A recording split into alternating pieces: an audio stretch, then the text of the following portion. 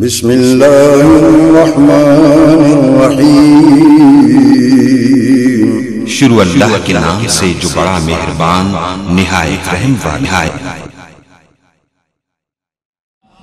اب بلا تاخیر میں دعوت خطاب دیتا ہوں فضیلت الشیخ حضرت مولانا علامہ ارشاد الحق قصری صاحب حافظہ اللہ تعالی، وہ تشریف لاتے ہیں اور مفصل خطاب فرمائیں گے جناب حضرت مولانا علامہ ارشاد الحق قصری صاحب۔ ان الحمد للہ رب العالمین حمدا کثیرا طیبا مبارکا فیہ۔ ان الحمد للہ نحمده ونستعینه ونستغفره ونعوذ باللہ من شرور انفسنا ومن سیئات اعمالنا، من يهده الله فلا مضل له ومن يضلل فلا هادي له، واشهد ان لا اله الا الله وحده لا شريك له، واشهد ان محمدا عبده ورسوله۔ اما بعد، اعوذ باللہ السمیع العلیم من الشیطان الرجیم من حمزه ونفخه ونفثه، بسم اللہ الرحمن الرحیم۔ یا ایہا الذین آمنوا اتقوا اللہ حق تقاته ولا تموتن الا وانتم مسلمون۔ یا ایہا الناس اتقوا ربکم الذی خلقکم من نفس واحدہ وخلق منها زوجها وبث منهما رجالا كثيرا ونساء، واتقوا الله الذي تساءلون به والأرحام إن الله كان عليكم رقيبا۔ يا أيها الذين آمنوا اتقوا الله وقولوا قولا سديدا يصلح لكم أعمالكم ويغفر لكم ذنوبكم، ومن يطع الله ورسوله فقد فاز فوزا عظيما۔ اللهم صل على محمد وعلى آل محمد كما صليت على إبراهيم وعلى آل إبراهيم إنك حميد مجيد۔ اللهم بارك على محمد وعلى آل محمد كما باركت على إبراهيم وعلى آل إبراهيم إنك حميد مجيد۔ رب اشرح لي صدري ويسر لي أمري واحلل عقدة من لساني يفقهوا قولي۔ واجب الاحترام علماء و مشائخ کرام، بزرگان محترم، عزیزان عزیز القدر، آج سچی بات ہے کہ میں تقریر کسی موضوع کا یا کسی عنوان پر کرنے کا کوئی ارادہ نہیں رکھتا۔ تفصیلی خطاب تو کجا چند لمحات گفتگو بھی میرے لیے مشکل بن جاتی ہے بسا اوقات۔ جو بزرگ ہیں، کہاں ہیں ہمارے نعیم بھائی؟ ادھر آ یار، ایتھے میرے کوڑ بیٹھ۔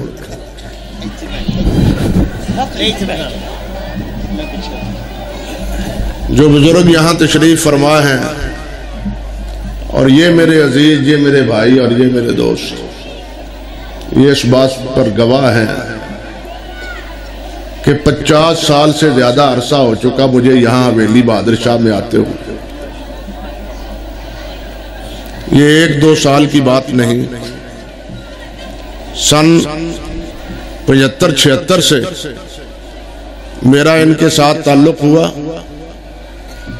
اور وہ تعلق اللہ کے فضل و کرم سے دین کی بنیاد پر اور کچھ ان کے بزرگوں کی خدمات کے تناظر میں ان سے وہ تعلق بڑھتا ہی چلا گیا۔ آج ہم اپنے بزرگوں کو بھولے ہوئے ہیں، ان کا تذکرہ کرنا بھی اپنی مجالس میں اپنے لیے شاید باعث سخی سمجھتے ہیں، معاذ اللہ ثم استغفر اللہ۔ حالانکہ ہمارے بزرگوں کا ماضی اتنا تابناک ہے، اتنا روشن ہے، اتنا بین ہے کہ صحیح بات یہ ہے کہ یہ 3 روزہ کانفرنس اگر اسی موضوع پر کی جائے تو یہ بھی ناکافی۔ اسی موضوع پر اپنے اکابر کے تذکرے کے سلسلے، ان کی خدمات کے سلسلے، یہاں یہ جو مسجد بنی ہوئی ہے، یہ جو سفید ریش بزرگ میرے سامنے بیٹھے ہیں تشریف فرما ہے، انہیں شاید معلوم ہو کہ اس کی بنیاد کس نے رکھی۔ اس کی بنیاد جن کا لقب محدث جھنگ تھا، اور یہ میں نہیں انہیں لقب دے رہا، تاریخ نے انہیں لقب دیا ہے۔ ان کا لقب جن کا محدث جھنگ تھا، حافظ حکیم یار محمد رحمت اللہ علیہ، ان کی رکھی ہوئی ہے بنیاد۔ نوجوانوں کو کوئی علم نہیں ہے کہ حافظ صاحب کیا تھے، حکیم صاحب کیا تھے۔ شاید آپ نے ان کے نواسے سے بھی کبھی ان کا تذکرہ اور نام بھی نہ سنا ہو، یوں بھی اسی طرح ہے یا نہیں؟ نام بھی نہیں انہوں نے لیا۔ دکھ کی بات یہ ہے، جن کی کمائی آج یہ کھا رہے ہیں، ان کا کبھی ذکر نہیں کیا، ذکر کرنا تو کجا رہا، ان کا نام تک نہیں لیا۔ آپ کو کبھی تعارف کروایا ان کا، ان کی خدمات کا؟ کیوں بھائی کروایا ہے کبھی؟ نہیں۔ آپ کو معلوم ہونا چاہیے کہ آج سے 150 سال پہلے جنگ کی کیا کیفیت ہوگی، اس علاقے کی کیا نوعیت ہوگی۔ اس وقت حضرت حافظ صاحب اپنے علاقے سے یہاں سے اٹھ کے دہلی کا سفر کرتے ہیں، اور شیخ الکل سید میاں محمد نذیر حسین محدث دہلوی رحمت اللہ علیہ ان کی خدمت میں پہنچ کے ان سے احادیث اور علم دین کا سبق لیتے ہیں۔ لیکن آپ کہیں گے کہ میاں نذیر حسین کون تھے؟ پھر یہی گھپلا ہے، آپ نے کبھی نہ ہی نہیں سنا، نہ کبھی اسٹیج پر نام لیا جاتا ہے ان بزرگوں کا، کیونکہ یہ بزرگ وہ ہیں جنہوں نے آگے علماء پیدا کیے، خطباء پیدا کیے، محدث پیدا کیے، مفسر پیدا کیے، مورخ پیدا کیے، مناظر پیدا کیے۔ یہ حضرت میاں نذیر حسین محدث دہلوی رحمت اللہ علیہ، آپ اندازہ کریں کہ مولانا عبدالحی لکھنوی، شاید بعد میں سے مولانا ابو الحسن ندوی کو جاننے والے کچھ ساتھی موجود ہوں، ان کے والد گرامی یہ مولانا عبدالحی لکھنوی دوسرے نہیں، یہ مولانا سید عبدالحی لکھنوی، جنہوں نے 8 جلدوں میں انودات الخواطر لکھی ہے ہندوستان کی تاریخ پر مشتمل۔ اس میں انہوں نے لکھا ہے کہ سید نذیر حسین محدث دہلوی رحمت اللہ علیہ کے 1000 شاگرد وہ تھے جو کامل علماء تھے، تمام علوم میں انہیں کمال حاصل تھا، 1000 کی تعداد، اور ان کے علاوہ 19,000 وہ تھے جنہوں نے ان سے اجازہ لیا ہے پڑھ کے، 19,000 جنہوں نے ان سے پڑھ کے اجازت لی ہے، آگے استاد بنے۔ ان کی خدمت میں آپ کے یہاں اس مسجد کے بانی حضرت مولانا حکیم محمد یار محمد رحمت اللہ علیہ وہ دہلی جاتے ہیں اور ان سے سبق پڑھتے، وہاں سے سبق پڑھ کے واپس لوٹتے ہیں، اور وہاں انہوں نے دہلی میں طب بھی پڑھی تھی، وہ نامور حکیم بھی تھے، نامور عالم اور محدث بھی تھے۔ آپ اندازہ کریں کہ 1926-27 میں ایک فتویٰ دیا مولوی صاحب نے، فتویٰ یہ دیا کہ شرک، کلمات شرک کے ساتھ جادو کا علاج کرنا جائز ہے۔ کیوں؟ کہ خیر الناس من ينفع الناس، نبی علیہ السلام نے فرمایا تم ہم میں سے اچھے وہ ہیں جو لوگوں کو فائدہ دیں، فائدہ پہنچائیں۔ اب یہ ان کا جادو اترتا ہے، نہیں کسی سے علاج ہوتا، تو شرکیہ کلمات سے بھی جادو کا دم کیا جا سکتا ہے اور اس کا علاج کیا جا سکتا ہے۔ اس فتوے پہ آپ کے بر صغیر کے علماء نے نقد کیا، اعتراض کیا، جواب دیا کہ یہ غلط، اور ان جواب دینے والوں میں ایک حضرت مولانا محمد حافظ محمد یار محمد محدث جنگ بھی تھے۔ ذرا آپ یہ سمجھیں، اس بات کو سمجھنے کی کوشش کریں کہ اس دور میں جب حضرت میاں صاحب رحمت اللہ علیہ کے شاگرد پورے بر صغیر میں قال اللہ و قال الرسول کا درس دے رہے تھے، جھنگ جیسے پسماندہ علاقے میں، اب تو ریل پیل ہے اللہ کے فضل و کرم سے، آج سے 100 سال پہلے کی کیفیت سامنے رکھے، اس دور میں جھنگ بھی نہیں، جہاں آپ کے حویلی بہادر شاہ ایک قصبے میں وہ بیٹھے دین کی خدمت کر رہے ہیں، اور بر صغیر کے علماء نے، فتویٰ لینے والے اور پوچھنے والوں نے اس بات کی ضرورت سمجھی کہ اس فتوے میں جب تک حضرت مولانا حافظ محمد یار کا فتویٰ نہ ہوگا یہ کتاب مکمل نہیں ہوگی۔ بات سمجھیے، جنہوں نے اس کی بنیاد رکھی ان کا مقام کیا تھا، ان کے علم کا درجہ اور مرتبہ کیا ہے، ہمیں اس کا کوئی علم نہیں۔ حافظ صاحب رحمت اللہ علیہ ایک پختہ عالم، محدث اور تمام علوم پر دسترس رکھنے والے، اور طب پر اس کی باریکیوں اور ان کے نکتہ تفرینیوں سے بھی ان آگاہ، ان کے فرزند، انہوں نے مجھے بتلایا یہاں آپ کے یہاں آنے کے بعد اس آپ کی زمین پر حویلی بہادر شاہ میں اس کے جوار میں پڑوس میں ایک شیخ سردار تھا،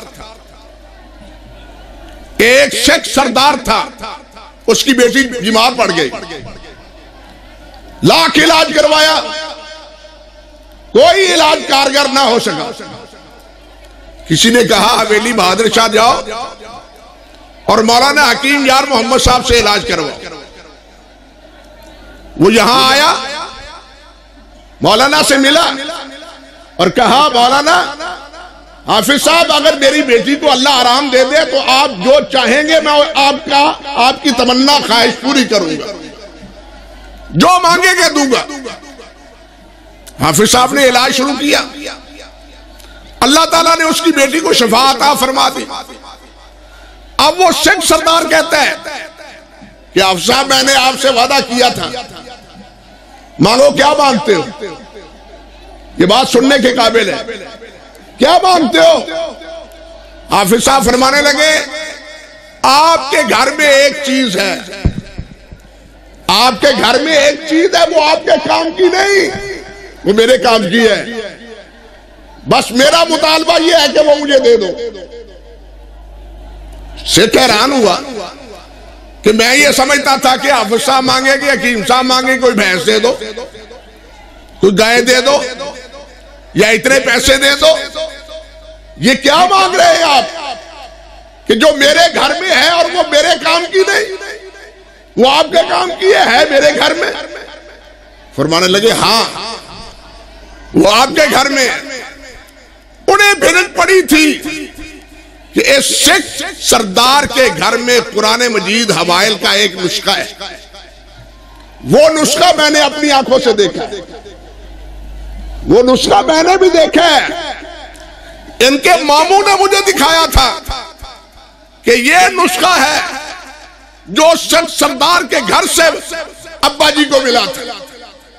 سردار کو کہا کہ وہ مصحف مجھے دو، وہ کہنے لگا عجیب بات ہے، آپ نے کوئی روپیہ پیسہ نہیں مانگا،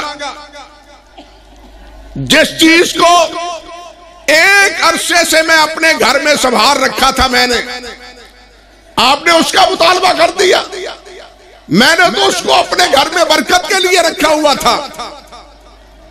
سکھ کہتا ہے غیر مسلم، میں نے اس کو اپنے گھر میں برکت کے لیے رکھا ہوا تھا، میں یہ کسی کو دینا نہیں چاہتا لیکن وعدہ کر چکا ہوں، اس لیے میں اس کو آپ کے حوالے کرتا ہوں۔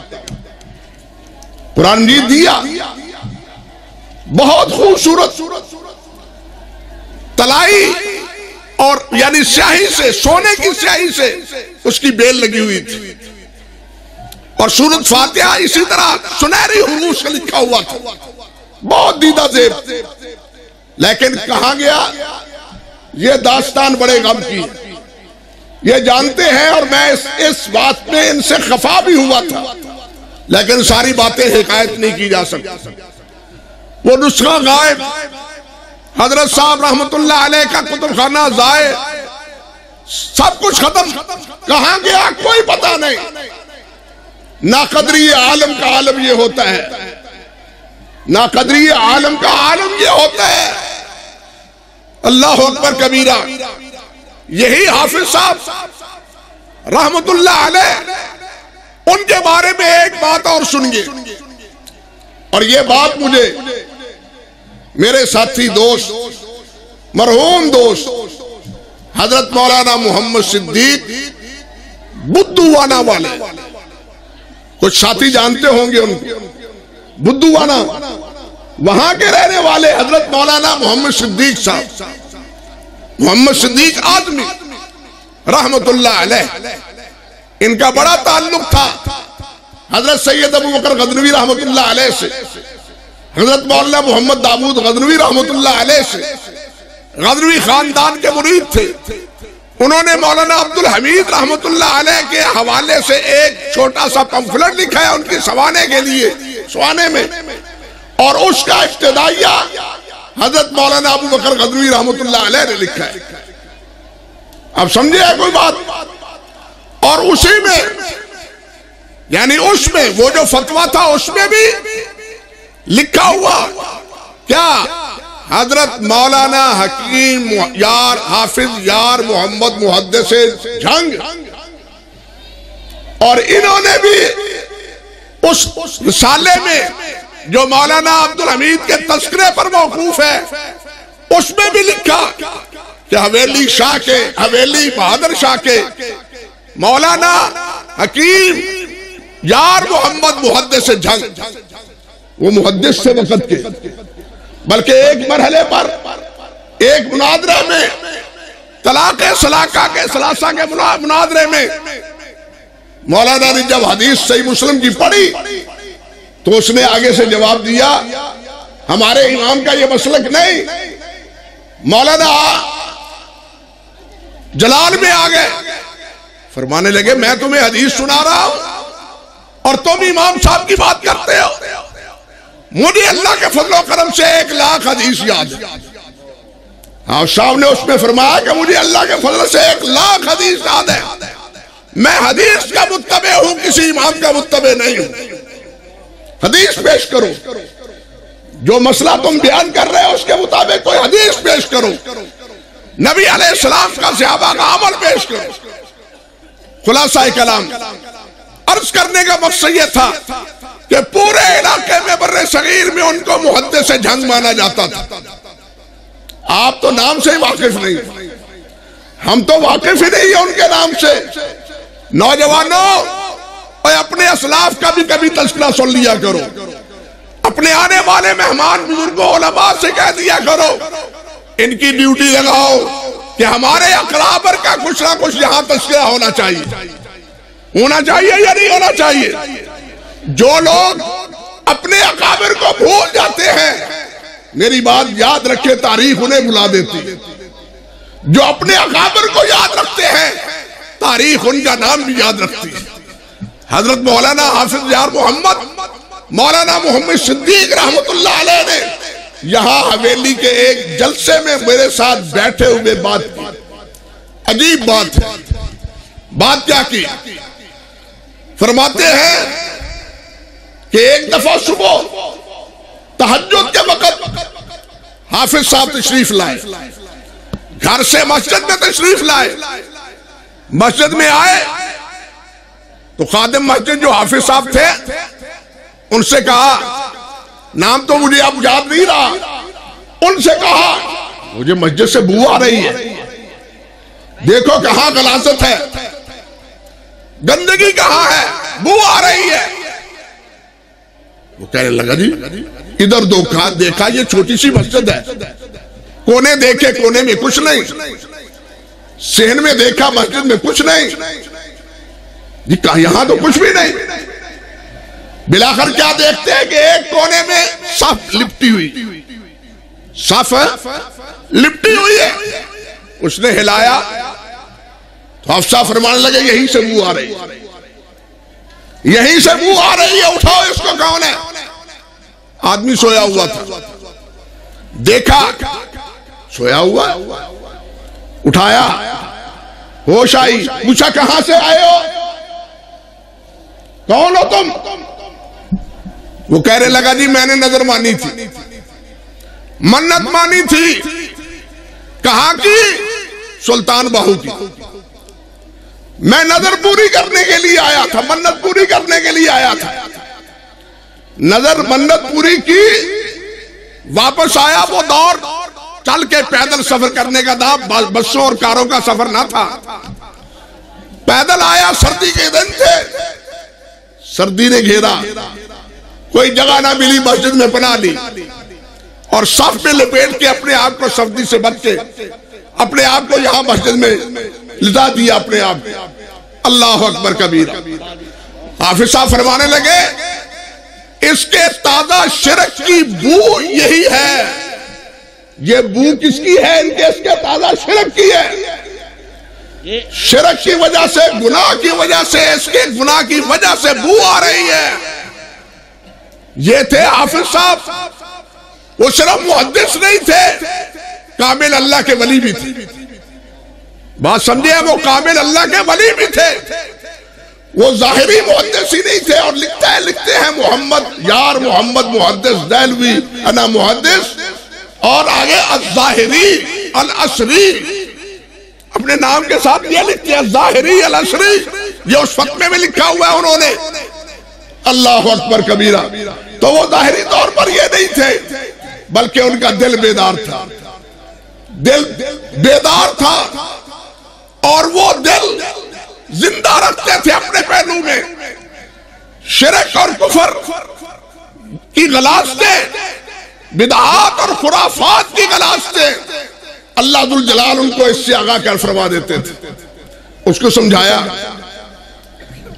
سمجھایا کہ جس کام کے لیے تم گئے تھے یہ تو سراسر شرک ہے، اللہ سے توبہ کرو۔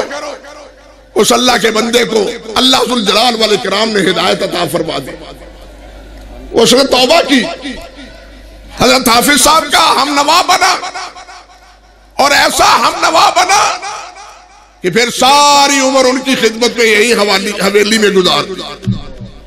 یہ تھے حافظ محمد یار محمد رحمت اللہ علیہ۔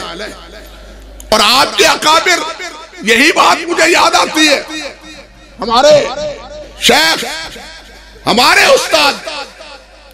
استاد الکل حضرت مولانا حافظ محمد گودلوی رحمت اللہ علیہ، ان کے بارے میں حافظ ثناء اللہ، حافظ صلاح اللہ صاحب رحمت اللہ علیہ لاہور والے جو بزرگ فوت ہو گئے ہیں، حافظ صلاح اللہ مدنی رحمت اللہ علیہ، انہوں نے لکھا ہے کہ حافظ صاحب جب مدینہ طیبہ میں مدینہ یونیورسٹی میں پڑھانے کے لیے تشریف لے گئے ہیں تو ہمیں فرمایا کہ کوئی مکان تلاش کرو جہاں ہم کرائے کا مکان لیں اور وہاں رہیں۔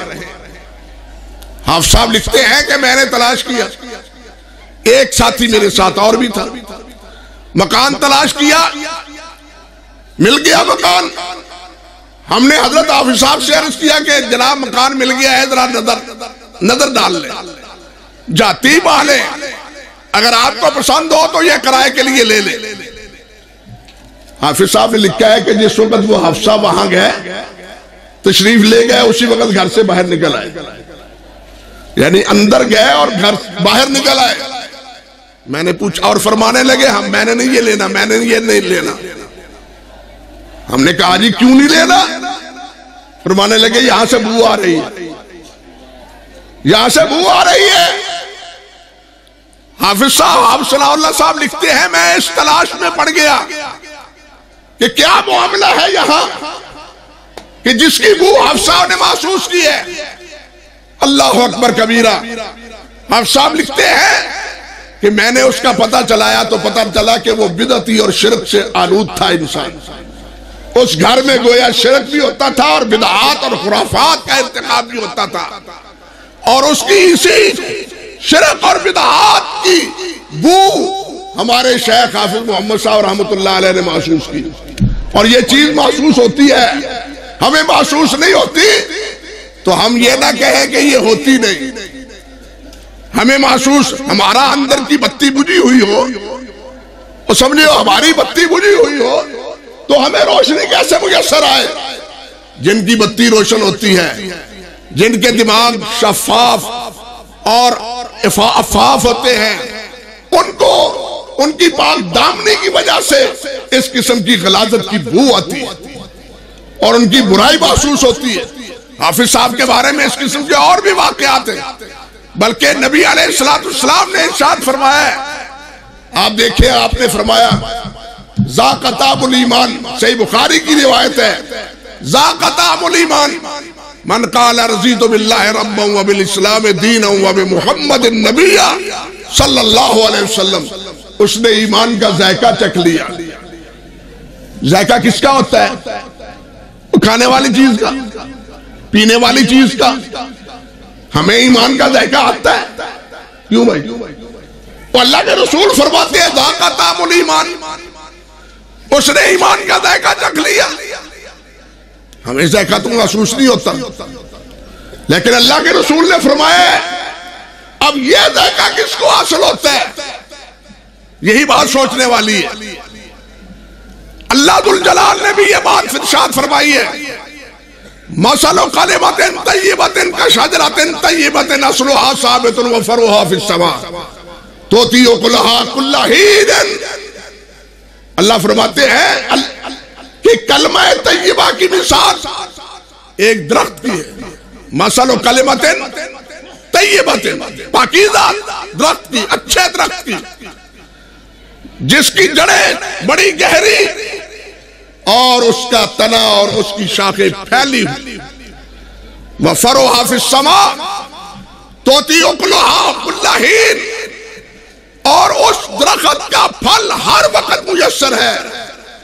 وہ موسمی پھل نہیں، وہ موسمی درخت نہیں، 12 ماہ اس سے پھل میسر آتا ہے، اور ایمان پانے والا اس درخت کے پھل سے ذائقہ حاصل کرتا ہے۔ بات سمجھے؟ اس ایمان کے درخت سے ایمان والا ذائقہ حاصل کرتا ہے، اور وہ کیسے ہے؟ یہ ایمان کا درخت، اس کی ٹہنیاں، اس کے پتے اور اس کی چھوٹی چھوٹی شاخیں، یہ سارے ایمان کی کیفیت ہے۔ حدیث میں بھی آتا ہے کہ ایمان کی 60 سے یا 70 سے زیادہ شاخیں، حدیث میں بھی یہی آتا ہے، قرآن مجید میں بھی یہی ہے۔ لیکن سوال تو یہ ہے کہ اللہ پاک نے فرمایا تؤتی اکلھا کل حین، اور ایمان والو یہ ہر وقت اس ایمان کے درخت کی بہار اور ہر پورے عمر میں اس ایمان کے درخت کا پھل یہ ہمیں کب میسر ہے، کب ملتا ہے؟ یہ پھل کیا ہے؟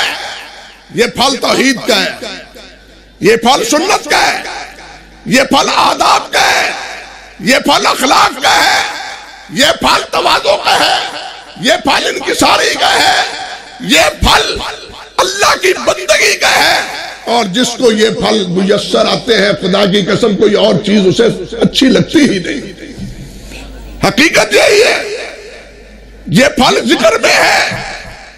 اللہ نے جو اس کے بارے میں فرمایا الا بذکر اللہ تطمئن القلوب، حضرت شیخ الاسلام ابن تیمیہ کے بارے میں ان کے شاگرد ابن قیم نے لکھا ہے رحمت اللہ علیہ کہ آخری دور میں جس وقت کی حکومت نے شیخ الاسلام کو جیل میں بھیجا، جیل کے دربار نے دروازہ بند کیا تو شیخ الاسلام نے فرمایا ما ضر بی اعدائی فإن بستانی فی قلبی، میرے دشمن نے میرا کیا بگاڑا ہے، میرے دل کا باغیچہ تو کھلا ہوا ہے، میرے دل کا باغ کھلا ہوا ہے، کھلا ہوا ہے، اس کی خوشبو پاتا ہوں۔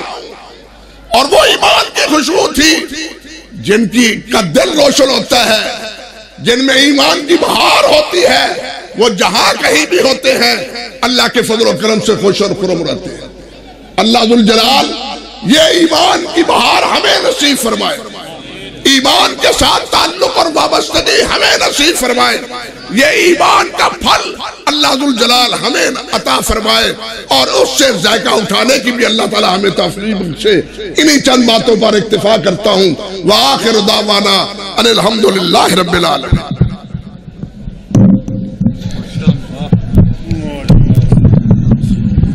ماشاءاللہ دعوت دوں گا فاضل نوجوان حضرت مولانا قاری امجد ماجد صاحب۔ نحمده ونصلي على رسوله الكريم۔ أعوذ بالله من الشيطان الرجيم، بسم الله الرحمن الرحيم،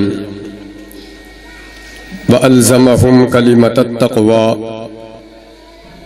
وكانوا أحق بها وأهلها، صدق الله العظيم۔ قال النبي صلى الله عليه وآله وسلم ما أنا عليه وأصحابي عليكم بالسنة وسنة خلفاء الراشدين المهديين۔ سبحان ربك رب العزة عما يصفون وسلام على المرسلين والحمد لله رب العالمين۔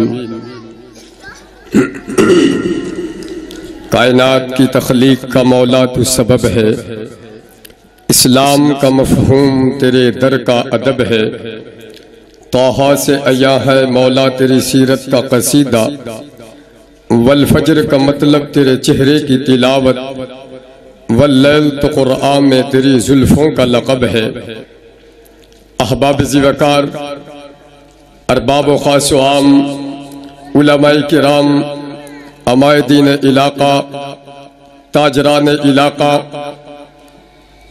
اس مدرسہ کے اور دیگر مدارس سے تشریف لائے ہوئے طالب علم بھائیوں، اللہ رب العزت نے قرآن مجید فرقان حمید میں قرآن و سنت سے محبت کرنے والوں کا، قرآن و سنت سے محبت کی لائن پہ چلنے والوں کا ایسا بہترین نقشہ کھینچا ہے جو دو تین الفاظ میں نے قرآن مجید کی ایک آیت سے تلاوت کیے ہیں، کچھ ٹکڑا قرآن مجید کی آیت کا۔ احباب ذی وقار ذرا توجہ کیجئے گا، یہ وہ لوگ ہیں جو قرآن و سنت والے ہیں، جنہوں نے اپنے در چھوڑے، گھر چھوڑے، وطن چھوڑے، مال چھوڑے، زر چھوڑے، جن لوگوں نے قرآن و سنت کو سینے سے لگانے کے لیے اور پرہیزگاری کو اپنانے کے لیے اللہ رب العزت کے پاک پیغمبر علیہ السلام کے قدموں میں اپنی جانوں کو نچھاور کر دیا، مال و زر کو نچھاور کر دیا۔ حضرت ذکی کیفی رحمت اللہ علیہ ارشاد فرماتے ہیں کہ ذرے اس خاک کے تابندہ ستارے ہوں گے جس جگہ میرے نبی نے نالین اتارے ہوں گے، پھر فرماتے ہیں زکی کیفی رحمت اللہ علیہ، قدم بوسی کی دولت مل گئی تھی چند ذروں کو، ابھی تک وہ چمکتے ہیں ستاروں کی جبی ہو کر۔ احباب ذی وقار ذرا توجہ کیجئے گا، یہ تقوی اور پرہیزگاری کے تاجدار ہیں، یہ تقوی اور پرہیزگاری اللہ نے ان کی پیشانیوں پہ سجا دی ہے۔ پہلے بلال رضی اللہ تعالی عنہ آگ کے اگاروں پہ لیٹ کے اور عرب کے ذرات پہ لیٹ کے گرم گرم صحرا پہ لیٹ کے احد احد کی آواز لگاتے ہیں، یہ تقوی کے حصول کے لیے کر رہے ہیں۔ جناب ابو بکر صدیق رضی اللہ تعالی عنہ، جناب خباب بن ارت رضی اللہ تعالی عنہ، آل یاسر کو دیکھ لیجئے مکہ کی کڑکتی ہوئی دھوپ کے اندر۔ احباب ذی وقار کیسے کیسے عجیب عجیب قربانیاں، انوکھی اسلام کی محبت کی مثالیں اللہ رب العزت نے ان کی پیشانیوں میں لکھ دی۔ یہ تقوی کے حصول کے لیے، یہ پرہیزگاری کے حصول کے لیے آج وحدت امت کا درس دینے والے بڑے مولوی، چھوٹے مولوی اور بڑے پیٹ والے مولوی کہتے ہیں جناب صحابہ کے گستاخ سے آج ہم وحدت امت کرتے ہیں۔ میں کہتا ہوں یہ کیسی وحدت امت ہے؟ کیا ان کا عقیدہ صحابہ سے ملتا ہے؟ کیا ان کا کلمہ تیرے کلمے سے ملتا ہے؟ کیا ان کا وضو تیرے وضو سے ملتا ہے؟ کیا ان کی نماز تیری نماز سے ملتی ہے؟ کیا ان کا مکہ تیرے صحابہ کے مکے سے ملتا ہے؟ کیا ان کا حج اور سواری میں کوئی فرق ہے کہ نہیں ہے؟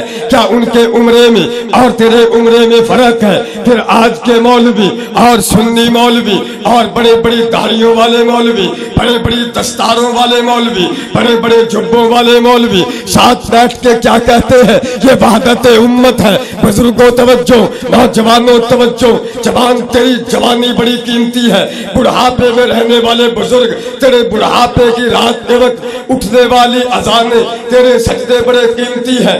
آج کہتے ہیں وحدت امت، ارے ان کے ساتھ وحدت امت، یہ وحدت امت نہیں، یہ منافقت امت ہے۔ وہ جو کلمہ پڑھنے کے لیے، وہ جو وحدت امت کا درس دینے والے صحابہ کرام رضوان اللہ علیہ مجمعین، جو قرآن و سنت کو سمجھنے والے، عین پیغمبر کے نصب العین کو سمجھنے والے، جب یہ قرآن و سنت کی لائن پہ چلے، تقوی کی لائن پہ چلے، توجہ کرنا ذرا توجہ، تقوی کے پیچھے پیچھے ابو بکر، تقوی کے پیچھے پیچھے جناب عمر، تقوی کے پیچھے پیچھے کعب الاحبار، تقوی کے پیچھے پیچھے جناب عثمان، تقوی کے پیچھے پیچھے جناب علی، تقوی کے پیچھے پیچھے سیدہ عائشہ، تقوی کے پیچھے پیچھے سیدہ ام حبیبہ، تقوی کے پیچھے پیچھے جناب ابو سفیان، جناب امیر معاویہ، کفر پہ حاویہ، یہودیت پہ حاویہ، کافروں پر حاویہ، رافضیت پہ حاویہ، گستاخ صحابہ پہ حاویہ، جناب امیر معاویہ۔ یہ کس لیے؟ تقوی کے پیچھے پیچھے چلتے ہیں۔ آج میں اور تو بھی تقوی حاصل کرنے کے لیے، پرہیزگاری حاصل کرنے کے لیے تقوی کے پیچھے پیچھے چلتے ہیں۔ اور کمال ہے عرب کے ان اونٹ چرانے والوں پر، سادہ لو انسانوں پر تیرے پیغمبر کے در پہ آئے، قرآن کی آواز آئی، قرآن و سنت کو سننے کے لیے اس پہ عمل ایسا پیرا ہوا، تقوی ایسا، اللہ نے ان کو ارشاد فرمایا وَأَلْزَمَهُمْ كَلِمَةَ التَّقْوَى وَكَانُوا أَحَقَّ بِهَا وَأَهْلَهَا، فرمایا ان کے لیے تقوی لازم قرار دے دیا۔ یہ اس کے اہل بھی تھے، اللہ نے اہل سمجھا، تقوی کا اہل بنا دیا۔ ابو جہل کو نہ اہل سمجھا، تقوی کا نہ اہل کر دیا۔ سرداروں کو دیکھا، سرداروں کے بیٹوں کو دیکھا، تقوی ان کو نہیں مل سکا، جو بلال کو ملا جناب والا، ایسا تقوی ملا، ایسی پرہیزگاری ملی۔ توجہ کیجئے، تقوی پیچھے پیچھے، بلال آگے آگے۔ سمجھے بات کہ نہیں سمجھے؟ کہہ دو ذرا واہ صحابہ، بول دیجئے واہ صحابہ۔ آویلی بہادر شاہ والے، اللہ تجھے صحابہ کا ساتھ نصیب فرمائے۔ اسٹیج پر جانشین وکیل صحابہ موجود ہیں، میں ان کی موجودگی میں ذرا ایک جملہ اور بڑھ کے کہنا چاہتا ہوں، اور جنت کی تلاش ہر ایک کو کو ہے جنت کی تلاش، ہر متقی پرہیزگار کو ہے جنت کی تلاش، ہر ولی کو ہے جنت کی تلاش، ہر تابعی کو ہے، دنیا کے ہر امام کو ہے کہ ایسے جنت کے امام بن کے سامنے آئے، جنت ان کو تلاش کرتی ہے۔ پیارے پیغمبر نے ارشاد فرما دیا ابو بکر جنت کے 8 دروازے تجھے پکاریں گے۔ جناب عمر ابن خطاب رضی اللہ تعالی عنہ تقوی پر اتنی پرہیزگاری ہے، تقوی پر اتنا تقوی پیچھے پیچھے چلتا ہے کہ جناب عمر سے پوچھا گیا آپ جو بھی مشورہ دیتے ہیں قرآن بن کے زمین پہ آتا ہے، پیغمبر کے سینہ مبارک پہ جبرائیل لاتا ہے، یہ کیا وجہ ہے؟ کیا آپ کے دل میں کوئی آئینہ ہے؟ کیا آپ کے پاس کوئی شیشہ ہے جس میں لکھا ہوا قرآن عرشوں سے آپ کو نظر آتا ہے؟ جناب عمر کہتے ہیں نہیں نہیں، بلکہ میں نے اپنے دل کو تقوی سے اتنا صاف کر لیا، پرہیزگاری میں اتنا تزکیہ کر لیا، عرشوں پہ لکھا ہوا قرآن میرے دل میں نظر آتا ہے۔ احباب زیوکار، آج ان کا دشمن، آج ان کا جو منکر ہے وہ نہ ہمارا دوست ہو سکتا ہے، نہ اس سے اتفاق ہو سکتا ہے، نہ اس سے اتحاد ہو سکتا ہے۔ صحابہ اکرام پر نبی کریم صلی اللہ علیہ وسلم کا رنگ اتنا چڑھ گیا، اتنا پرہیزگاری کا رنگ چڑھا۔ امام الانبیاء صلی اللہ علیہ وسلم جب مدینہ میں تشریف لائے، ایک درخت کے نیچے بیٹھے، سارے انصار آ گئے اور نبی کریم سے مصافحہ کرنے کے لیے اس ارادے سے کہ امام الانبیاء کی زیارت کرتے ہیں، جناب ابو بکر کو سلام کرنے لگے۔ انہوں نے سمجھا یہ نبی ہے۔ جناب ابو بکر نے فوراً اپنا کپڑا اتارا، سر کا نبی پاک کے اوپر کر دیا کہ لوگوں یہ امام ہے، میں اس کا مقتدی ہوں، پیغمبر یہ ہے۔ کیوں؟ میرے پیغمبر نے فرما دیا کہ یہ صحابہ جن کو جنت بھی پکارتی ہے، جن کو قرآن بھی پکارتا ہے، جن کو تقوی بھی پکارتا ہے، پہلے یہ تقوی کے پیچھے، اب تقوی ان کے پیچھے پیچھے چلتا ہے۔ صحابہ اکرام رضوان اللہ علیہم اجمعین نے گھر لٹائے پہلے یہ دعا کرتے ہیں اے اللہ جنت دے دے، اے اللہ بخشش کر دے۔ کہاں غزوہ خندق کا موقع ہے، وہاں پہ بوڑھے بھی خندق کھود رہے ہیں، جوان بھی خندق کھود رہے ہیں۔ میرے نبی کی نگاہ نبوت پڑی، امام الانبیاء نے دیکھا، کہنے لگے اللہم اغفر للانصار والمہاجرہ، اے اللہ یہ کتنے پیارے لوگ ہیں، اے اللہ مہاجروں کو بھی بخش دے، انصاریوں کو بھی بخش دے۔ پھر میرے پیغمبر نے ایک اور مقام پہ، غزوہ بدر کا مقام ہے، ذرا میں ترتیب کو آگے پیچھے کر رہا ہوں، معذرت دیجئے گا۔ جناب والا غزوہ بدر کے موقع پہ میرے آقا پہلی جنگ میں جب تشریف لائے، امام الانبیاء رات کے وقت اپنے عریش یعنی خیمہ سے باہر نکلے، نظر دوڑائی صحابہ پہ، صحابہ کتنے 313، یہ تاجدار ہیں، جنت کے تاجدار ہیں، تقوی کے۔ جب صحابہ پہ نظر دوڑائی کہ صحابہ تو تھوڑے ہیں، سامنے والے بہت زیادہ ہیں، میرے پیغمبر نے ہاتھ اٹھا دیے، خیمے میں داخل ہوئے، کہا اللہم ان طولت حاضر الاسابہ لا توبت یوم القیامہ، اے اللہ اگر یہ میری مٹھی پر جماعت ناکام ہو گئی، اگر آج یہ ہلاک ہو گئے، قیامت تک تیرا کوئی نام نہیں لے گا، قیامت تک پھر کوئی تیری عبادت نہیں کرے گا۔ اللہ کے پیغمبر کی رو رو کے چادر مبارک سر سے گری، کندھوں پر آ گئی۔ جناب ابو بکر غار میں داخل ہوئے، میں کہتا ہوں ابو بکر جہاں پیغمبر داخل ہوئے تیرا دوسرا نمبر رہا، پیغمبر غار میں مزار میں تیرا دوسرا نمبر رہا۔ ابو بکر جہاں پیغمبر وہاں ابو بکر، جہاں پیغمبر وہاں صدیق اکبر۔ کیوں؟ صحابہ اکرام رضوان اللہ علیہم اجمعین نے پیغمبر کو جانا، پیغمبر کی ذات کو جانا، اور پھر قرآن و سنت ماننے والے آج کے دور کے اہل حدیثوں نے، آج کے دور کے قرآن و سنت والوں نے بھی نہ دوسرا مکہ بنایا، نہ دوسرا مکہ بنایا، نہ پھر مدینہ دوسرا بنایا، نہ کوئی گتے کا خانہ کعبہ بنایا، نہ کوئی نبی بنایا، نہ کوئی امام بنایا، نہ قرآن بنایا، نہ پیغمبر کے فرمان کے مقابلے میں کوئی اور فرمان لے کر آئے۔ کسی قسم کی کوئی چیز ایسی نہیں بنائی، کیونکہ پھر جہاں میں ہم نے نبی کی محبت دیکھی صحابہ میں۔ پھر یہ شاعر کہتا ہے پھر جہاں میں حسین یکتا تم ہی کو دیکھا، تم ہی کو دیکھا حسین یکتا، تم ہی کو دیکھا جمیل یکتا۔ اور جناب حسان کی نظر پڑ گئی، کہنے لگے وَحَسَنُ مِنْكَ لَمْ تَرَ قَطُّ عَيْنِي وَأَجْمَلُ مِنْكَ لَمْ تَلِدِ النِّسَاءُ۔ اے پیغمبر، اور آج تک وہ ماں ہی نہیں آئی جس نے تجھے جنم دیا ہو۔ تیرے ماں جیسی تو کوئی ماں ہی نہیں ہے جو پیغمبر کو جنم دے، کیونکہ حسین یکتا تم ہی کو دیکھا۔ ہم اہل حدیث آج بھی یہ کہتے ہیں حسین یکتا انہی کو دیکھا، جمیل یکتا انہی کو دیکھا۔ ایک دیکھا تمہیں یہ دیکھا، جو دوسرا ہے پھر بھی تمہیں کو دیکھا۔ انہیں جانا، انہیں مانا، انہیں پہچانا، انہی کو مانا، انہی کو مانے گے۔ احباب ذی وقار، اللہ سے دعا ہے اللہ اس قرآن و سنت کانفرنس کو ہمیشہ ترقی عطا فرمائے۔ آنے والے خطباء جتنے بھی ہیں اور جو چلے گئے، اللہ تمام کو صحت اور تندرستی والی لمبی زندگی عطا فرمائے۔ اقول قولی ھذا استغفر اللہ لی ولکم ولسائر المسلمین۔ ماشاءاللہ ماشاءاللہ اللہم ماشاءاللہ۔ یہ تھے محترم جناب قاری محمد امجد ماجد صاحب،